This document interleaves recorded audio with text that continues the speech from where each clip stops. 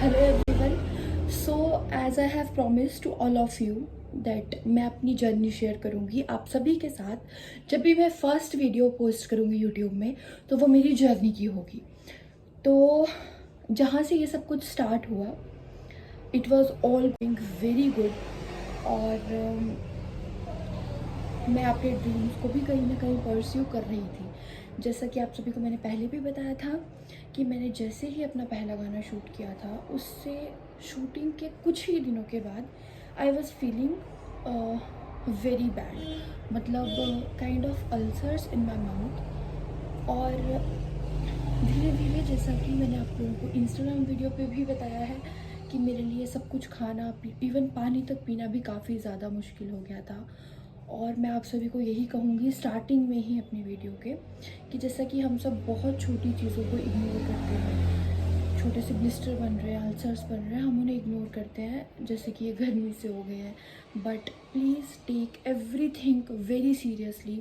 और अगर वो आपकी हेल्थ से रिलेटेड है तो बहुत ही ज़्यादा, क्योंकि जो चीज़ मेरे साथ हुई वो भी कुछ ऐसी ही थी। इसकी स्टार्टिंग ऐसे ही हुई थी, नॉर्मल अल्सर्स के साथ, जिसकी वजह से मुझे खाना पीना काफ़ी मुश्किल लगता था। और व्हेन आई टोल्ड माय मम्मा, तो शी सेड कि ये गर्मी से हुआ है और आप कुछ ठंडा खाएं, ये सब ठीक हो जाएगा, ऐसा वैसा। तो बेसिकली मैं इतना ही कहना चाहती हूँ इस चीज़ के लिए कि आप इस चीज़ को इतना लाइटली कभी भी ना लें, क्योंकि ऑब्वियसली मुझे भी ऐसा ही लगा था कि ये अल्सर्स होना कोई बीमारी नहीं हो सकती और कोई भी बड़ी चीज़ नहीं हो सकती इससे। तो जब ये सब यहाँ से स्टार्ट हुआ था, तो उसके बाद जब ये सब चीज़ें 7-8 दिन तक चली रही, तो आई वेंट टू हॉस्पिटल। मैं गई थी टांडा हॉस्पिटल। तो I went there in ENT department. तो वहाँ पे डॉक्टर्स ने मुझे सजेस्ट किया, कुछ मेडिसिन प्रिस्क्राइब करी, और फिर उन्होंने मुझे कहा कि अगर इससे भी आपको कुछ फ़र्क नहीं पड़ता है तो आप 5 दिन के बाद फिर से चेकअप करवा सकते हैं। बट स्टिल 5 दिनों के बाद मुझे कोई भी असर नहीं था उन दवाइयों का। और उसके बाद I again went to the hospital, और फिर उन्होंने मुझे कहा कि आप एक बार इस मैटर को स्किन OPD में जाके दिखाइए। तो जब मैं वहाँ पे गई तो उन लोगों ने सबसे पहले मेरा एक टेस्ट किया, जिसे हम कहते हैं जैंक स्मीयर टेस्ट। तो उसमें वो क्या करते हैं कि जहाँ पे भी जो भी आपका इन्फेक्टेड एरिया है, वहाँ से थोड़ा सा वो लेकर थोड़ी सी इन्फेक्टेड एरिया को ब्लेड से कट करके उसका एक स्लाइड बना के उसे चेक करते हैं कि इसमें क्या दिक्कत आ रही है। तो जैंक स्मीयर में मेरे कुछ सेल्स जो थे वो पॉजिटिव आए थे, जिनकी वजह से ये तो कंफर्म हो चुका था कि ये एक ऑटो इम्यून डिसऑर्डर है। तो प्लीज़, अगर आप लोगों को छोटी से छोटी भी कोई प्रॉब्लम होती है तो प्लीज़ गो टू हॉस्पिटल और उसको बहुत अच्छे से प्रॉपरली चेक करवाओ कि आपके साथ क्या हो रहा है। क्योंकि इनसाइड द बॉडी बहुत सी ऐसी चीज़ें होती हैं जो बनती रहती हैं और हमें पता नहीं चलता। बट जब वो फ्लेयर अप होता है तब हम उस चीज़ पे गौर करते हैं। तो please don't take anything lightly ना, take everything very seriously about your health. और देन जब मेरा जैंक हुआ तो ये चीज़ तो कंफर्म थी, but then they told me कि आपकी एक बायोप्सी करेंगे, जिससे बायोप्सी से ये पता चलता है कि कोई भी आपके अंदर जो सेल्स हैं वो कैंसरस तो नहीं है। तो they perform biopsy after 3 days, because जो पिछले 3 दिन थे वो हॉस्पिटल बंद था क्योंकि वो लोकल हॉलीडेज़ थी और गवर्नमेंट हॉलीडेज़ में भी। तो on Monday they perform biopsy, और बायोप्सी की रिपोर्ट जो है आपकी वो आती है आफ्टर 14 डेज़। तो बायोप्सी क्या है? बायोप्सी से बहुत सारे लोग डरते हैं, आप सब में से भी काफ़ी लोगों को अगर हॉस्पिटल में कभी भी बायोप्सी सजेस्ट किया जाए तो वो आप लोग डरते हो। बट बायोप्सी को प्रॉपर एनेस्थीसिया देने के बाद ही परफॉर्म किया जाता है, क्योंकि जो भी आपका इन्फेक्टेड एरिया होता है वहाँ से वो एक मांस का टुकड़ा निकालते हैं, जैसे मेरे यहाँ से भी निकाला था एक बार, आप लोग देख सकते हो। तो वो निकालते हैं और उसको टेस्ट के लिए लैब्स में भेजा जाता है, जिससे कि पता चलता है कि कोई भी कैंसरस जो है एक्टिविटी वो आपकी बॉडी में नहीं हो रही है। और फिर मेरी बायोप्सी बिल्कुल नेगेटिव थी, बट तब ये चीज़ कंफर्म हो चुकी थी कि this is an auto immune disorder called पैम्फिगस vulgaris. तो पर मुझे लगा था कि, और तभी से मुझे स्टीरॉइड्स पे डाला गया था। तो स्टीरॉइड्स मैं आपको बता दूं कि इम्यूनो सप्रेसेंट्स की तरह यूज़ किए जाते हैं, काफ़ी लाइटली लेते हैं। बट कुछ मेडिसिन ऐसी होती हैं जो कि आपको सुबह खानी है तो आपको सुबह ही खानी पड़ती है। तो I was taking them very lightly. मैं कभी वो दवाई खाती थी रात को, कभी दिन में, मतलब अपनी मर्ज़ी से, है ना। और अचानक से अप्रैल से लेकर दिसंबर तक मैंने सिर्फ दवाइयाँ ही खाई हैं। और देन जनवरी में ये सब चीज़ें बढ़ने लग पड़ी थी। इन माय बैक एरिया बहुत सारे छोटे छोटे ब्लिस्टर्स आ गए थे, जो कि मुझे सोने में भी काफ़ी ज़्यादा दिक्कत किया करते थे। और देन पर उसके बाद आपको, अच्छा ऐसी भी चीज़ होती है एक, अगर आप लोग हिमाचलीज हो जो कि मेरे को देख रहे हैं यहाँ पे, तो उनको एक चीज़ पता होगी कि जब भी कोई ऐसी प्रॉब्लम होती है, दाने वाने निकलते हैं, तो लोग आपको बहुत ज़्यादा इन सब सलाहों में डालते हैं कि ये माता निकली है, ख़राब हो गया है, छोरा पड़ गया है, आप किसी वैद्य को दिखाओ काइंड ऑफ, और इसमें पानी बना के लगाओ, फांडे करवाओ। तो वो सब चीज़ों के चक्कर में आप लोग पढ़ो, बट ओनली एक लिमिट तक, क्योंकि वो सब कभी कभी ये चीज़ें मेडिकली प्रूवन है। अब एक ऑटो इम्यून डिसऑर्डर है, वो मेडिकली साइंटिफिकली प्रूवन है। तो आप लोग किसी भी चीज़ पे डिपेंडेंट मत हो, डॉक्टर्स जो भी कहते हैं वो सब कुछ परफॉर्म करो, क्योंकि वो ही आपको बचा सकते हैं एट द एंड।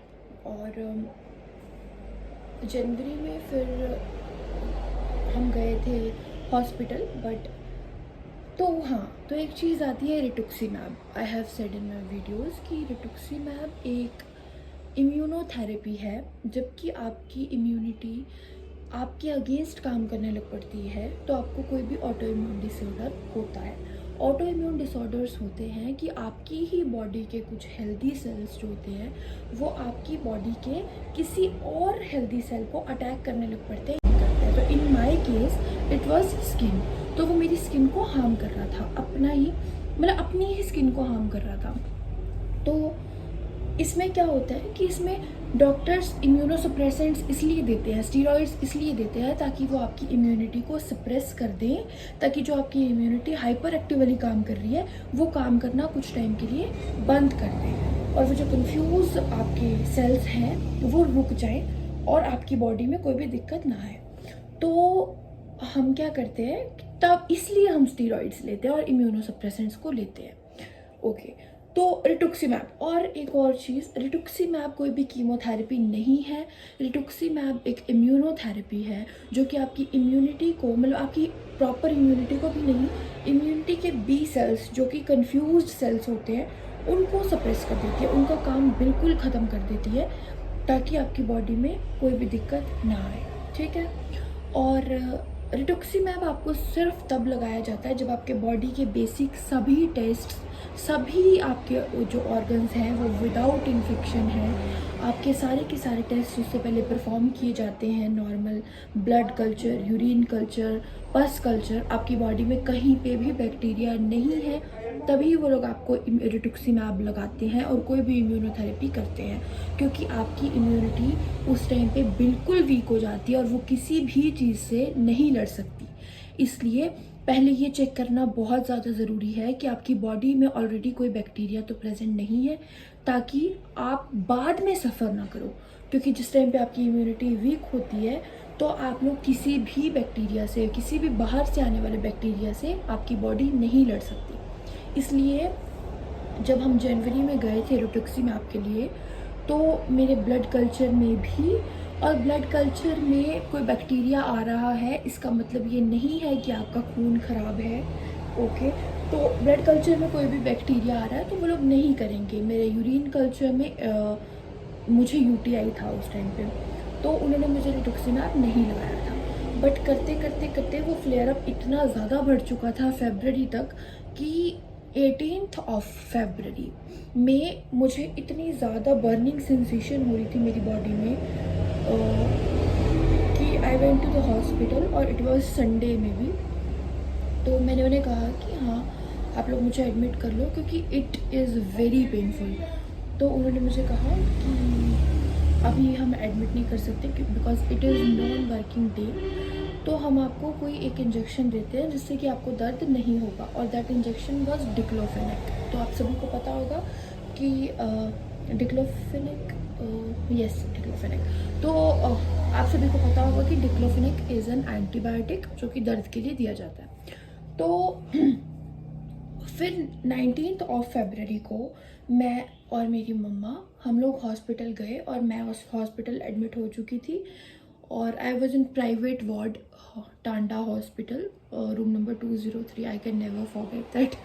ओके, तो अभी जो भी स्टोरी इसके बाद हॉस्पिटल की है वो मैं आपको नेक्स्ट पार्ट में बताऊंगी। यहाँ तक यही था कि मैं बस लास्ट में आपको इतना बोलना चाहूँगी कि अपनी किसी भी हेल्थ कंडीशन को बिल्कुल भी इग्नोर मत करो और जैसे भी चीज़ें हैं, जो भी चीज़ें हैं, प्लीज़ जाओ और चेक करवाओ, क्योंकि there are so many doctors out there जिनको हम दिखा के कंफर्म कर सकते हैं कि कुछ ऐसा तो नहीं हो रहा हमारे साथ, क्योंकि बाद में उसके कॉन्सिक्वेंसेस भुगतने से अच्छा है कि हम पहले ही अपना कुछ वक्त निकाल के अपनी हेल्थ को प्रायोरिटाइज़ करें। और जो भी बैकग्राउंड में नॉइस आ रही है उसके लिए आई एम सो सॉरी, क्योंकि यहाँ पे मेरे पास और कोई ऑप्शन है नहीं और ये वीडियो बनाना भी बहुत ज़रूरी था क्योंकि मैंने बहुत दिन से कह रखा है कि मैं ये वीडियो शूट करूँगी। तो थैंक यू सो मच और I will meet in part.